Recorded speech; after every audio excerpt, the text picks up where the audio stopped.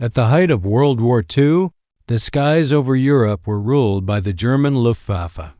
Their pilots flew sleek, deadly aircraft like the Messerschmitt Bf 109 and the Focke-Wulf 190. They were fast, agile, and had a fearsome reputation.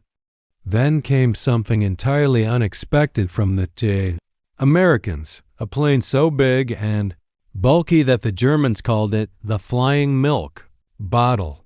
That plane was the Republic P-47 Thunderbolt. When the first Thunderbolts appeared over Europe in 1943, German pilots couldn't believe what they saw. Compared to their own fighters, the P-47 looked slow, heavy, and awkward. It was enormous, with thick wings and a massive radial engine. Luftwaffe aces laughed. To them, it seemed like an easy kill, a target so large it couldn't possibly dogfight with the best of them.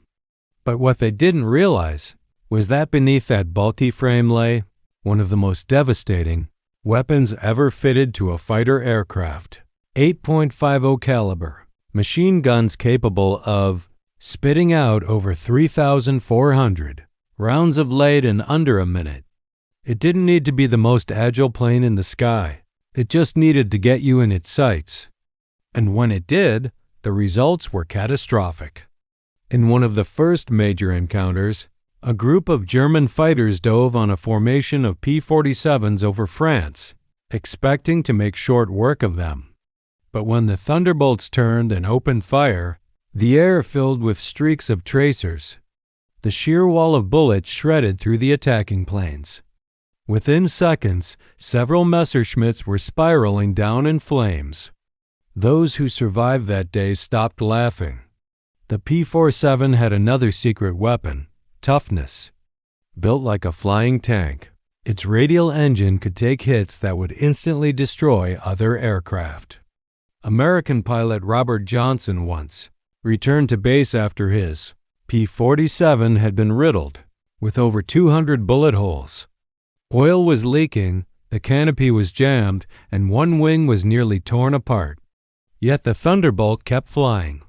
German pilots were stunned. One ace later admitted, "We poured everything we had into that plane, and it just wouldn't go down."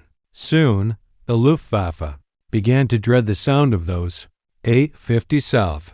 P-47 could dive faster than any German plane, using its heavy weight as an advantage. In combat reports, German pilots described trying to follow the Thunderbolt in a dive, only to watch their own wings rip off from the stress while the American plane pulled out safely.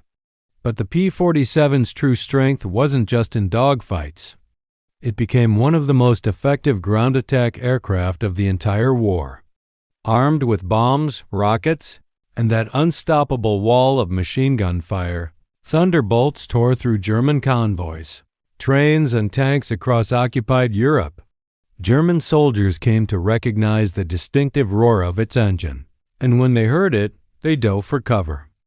By late 1944, the laughter was gone.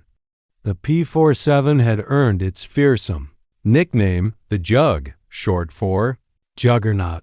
It dominated the skies, escorting bombers deep into enemy territory and destroying targets that crippled Germany's war machine. Pilots who once mocked it now prayed not to meet it in the air. When the war ended, the statistics spoke for themselves. Over 15,000 Thunderbolts had been built.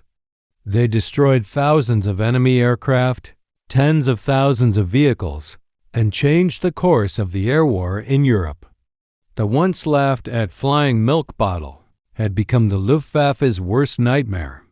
Today, when you see a P-47 in a museum, it might look old and bulky, but behind that thick armor lies the story of a machine that turned ridicule into terror and laughter into respect.